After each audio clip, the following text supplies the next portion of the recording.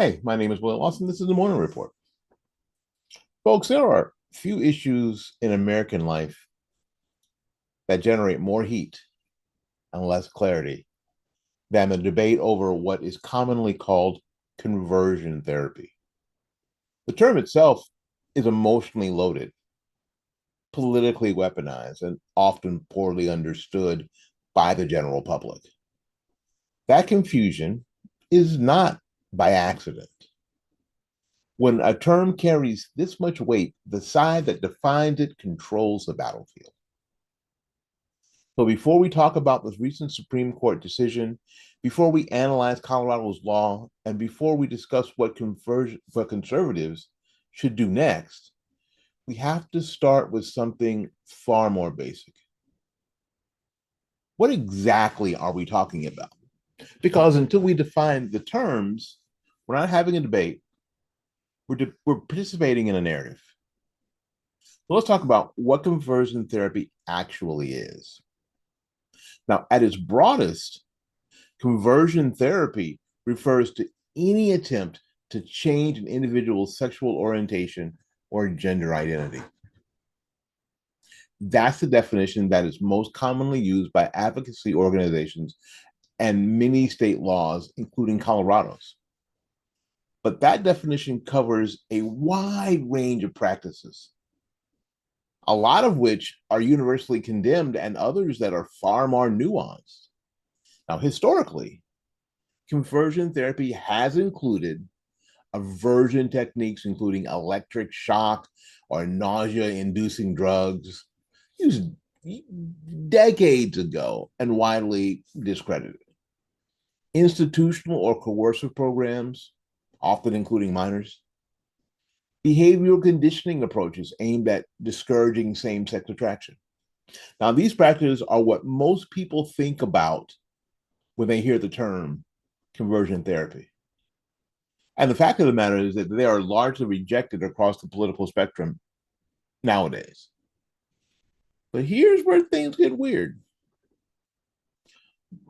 Modern debates aren't really about those extreme practices.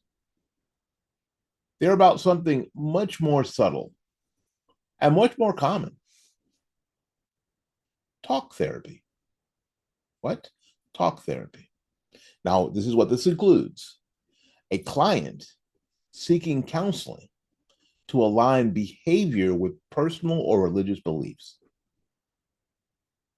A therapist actually helping someone explore those identity conflicts.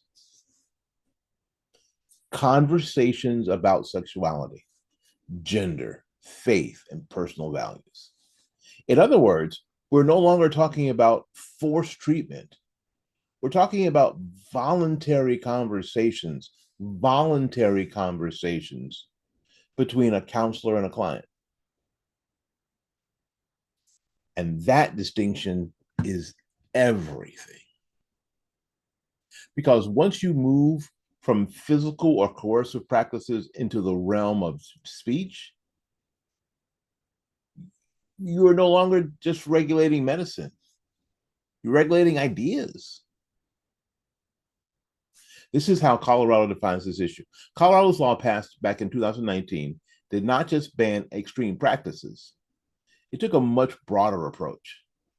The law prohibited licensed therapists from engaging in any practice aimed at changing a minor's sexual orientation or gender identity. It prohibited any licensed therapist from engaging in any practice aimed at changing a minor's sexual orientation or gender identity. So, if the minor or minor's parents said, "Hey, listen, I don't like the way I'm going. I don't like the way I'm feeling. Can I talk to you about it?" The law says no.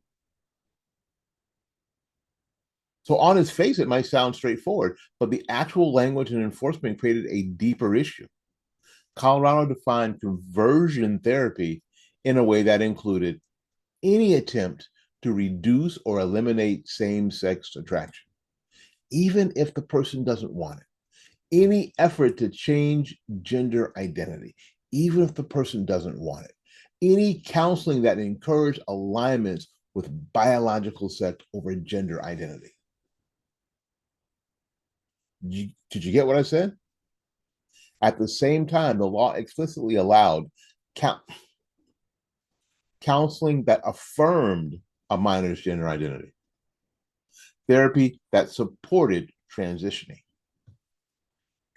conversations encouraging acceptance of same-sex attraction. So the law did not ban all counseling on the topics. It banned one direction of counseling, but it allowed the opposite. This is the key point of the Supreme Court that the Supreme Court focused on, because from a constitutional standpoint, that's not a neutral regulation. That's viewpoint discrimination. The case that reached the Supreme Court involved a licensed counselor in Colorado who worked with clients dealing with identity issues, including minors. Her argument was very simple. She did not coerce anybody. She didn't use any physical or adverse methods. She only engaged in voluntary conversational therapy. But under Colorado law, she faced disciplinary action if a minor came to her seeking help aligning with their biological sex. But under Colorado law, she faced disciplinary action if she engaged in conversations supporting that goal, the goal of her client. At the same time, if a minor came in seeking gender transition support, she could legally provide that counseling without any restriction. And this is not a hypothetical difference. That is a legal distinction enforced by the state of Colorado. And it raises a fundamental constitutional question. Can the government decide which viewpoints are allowed in a private conversation between a therapist and a client? Well, the Supreme Court did not fully strike down Colorado's law. I think we have to get that, okay? But what it did was, in many ways, maybe more significant. In an 8-1 decision, the court ruled that the lower courts had applied the wrong standard when evaluating the law. Instead of giving deference to the state, the court said that this kind of regulation must be examined under strict scrutiny, the highest level of constitutional review. Why does that matter? That matters because the strict scrutiny requires the government to prove 3 things. The law serves a compelling state interest.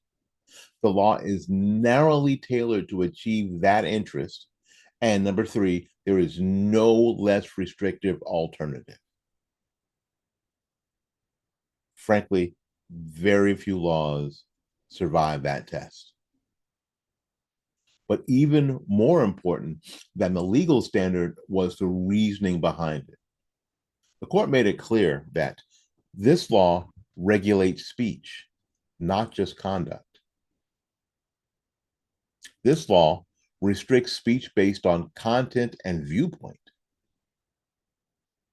This law is the government cannot pick sides in a debate and silence one side. In plain language, the state of Colorado allowed one message and banned the other. And that's exactly what the First Amendment is designed to prevent. All right. Because this ruling isn't just about conversion therapy. It's about a much broader principle. Does the First Amendment apply inside professional settings? So for years, courts allowed more regulation on speech when it occurs within licensed professions, medicine, law, counseling, and so on. The argument has been that professionals can be regulated to protect public safety. But this case pushes back on that idea. This case, what it says was, just because you're a licensed professional doesn't mean the government can dictate your words. that has implications far beyond therapy. This could affect medical advice on controversial treatments. You remember COVID? You remember ivermectin? Counseling on religious or moral issues, abortion, educational speech in professional settings, send them to college, send them to public school, send them to homeschool, compensatory school, school education to start with. In other words, this case is part of a larger battle over whether expert authority overrides free speech. Now, folks, here's the part that matters. This decision feels like a win for conservatives, doesn't it? And in some ways it is, but it is not a decisive victory. It's an opening. It's only an opening, and here's why. First, the court did not strike the law down outright. It sent the case back to the lower courts for further review, which means that the legal battle is not over. And Colorado will continue to defend these laws. That state, they came up with that law and they passed it. It went through the whole process. It came up through committees, and then it passed the House and the Senate and went to the governor's desk. They're not just going to say, oh, well, they're not. Different courts may reach different conclusions.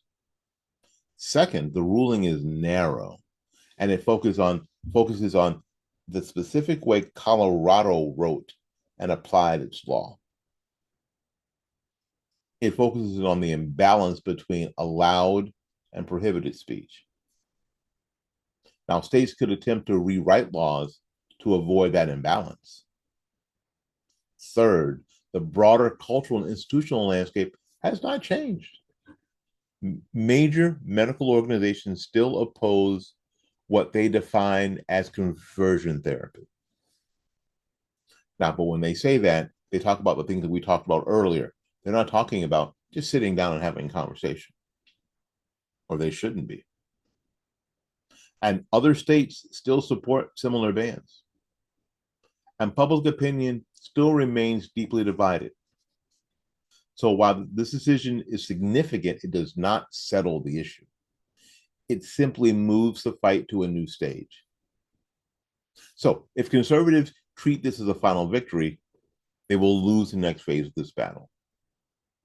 Because the other side is not retreating, because they never retreat. They're adapting. So what should the next step be? It starts with understanding the terrain. All right, we'll write this down. Number one, define the terms clearly. The biggest advantage opponents have is control over language. If conversion therapy continues to mean everything from the electric shock to voluntary conversion, then the debate is already lost. Conservatives must distinguish between coercion and consent, separate historical abuses from modern practice, and focus on client autonomy, not therapist authority. Because the strongest argument is not about forcing change, it's about allowing individuals to seek help, the help that they want. Number two, center the argument on free speech. This case is strongest when it's framed as a First Amendment issue, not a cultural argument, not even a theological argument, or a constitutional argument. The key question is very simple. Should the government be allowed to ban certain viewpoints in a private conversation? That question resonates far beyond this issue. It connects to broader concerns about citizenship, professional regulation, government overreach. And it brings in allies who may not agree on the underlying base, but do agree on free speech. Number three, focuses on parental rights. Another critical front is parental authority. Many of these laws specifically restrict what parents can choose for their children. That creates a powerful argument. Who decides what's best for the child? The state or the family? And this is not just a legal issue. This is a cultural one. And it aligns with broader concerns about education, healthcare, and government control. Number 4, push for legislative action. Court victories are important, but they are not enough. Conservatives need to introduce legislation protecting counseling freedom, clarify distinction between coercion and voluntary therapy, establish clear standards that protect both minors and free speech. Because if the law is left undefined, the courts will continue to shape it. And courts respond to the arguments placed before them. Number 5, and this is the hard one, y'all. Prepare for the long game. Because this is not a short-term fight. This is a multi-year, probably a multi-decade legal and cultural battle. That means building legal precedents, supporting cases that challenge restrictive laws, and developing consistent messaging. And most importantly, avoiding overreach. Because the fastest way to lose ground is to defend indefensible practices. The argument must remain grounded in consent, speech, and individual rights. Because there's something deeper happening here, my friends. This is not just about therapy. This is about who controls the narrative of identity. Because for decades, identity has increasingly been treated as fixed, self-defined, beyond external influences. Any attempt to question or explore that identity has often been framed as harmful. That creates a one-way street. Affirmation is allowed. Exploration in the opposite direction is not. And that is the dynamic of the Supreme Court just disrupted. Well, at least partially. Because once you say that speech cannot be restricted based on viewpoints, you reopen the possibility of conversion. Not coercion, not force, conversation. And in a free society, that matters.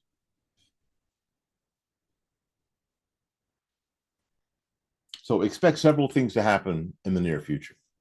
States will attempt to rewrite laws and survive strict scrutiny. More cases will challenge similar bans. Advocacy groups on both sides will intensify their efforts. The issue is not going away. If anything, it is entering a more serious phase. And the outcomes will depend not just on court cases, but on how the issue is framed in public. Because law follows culture more often than culture follows law. This case is not the end of the story, friends. It's the beginning of a new chapter. The chapter where the central question is no longer should harmful practices be banned, but instead, who gets to decide what's harmful and who gets to speak? And that is a question that goes far beyond this issue. It touches the core, what it means to live in a free society. My name is Willie Lawson. This is the Morning Report. Until we see you again, go out there and learn something, love somebody, and for goodness sakes, y'all take care of yourself. We'll see you when we see you. Bye-bye now.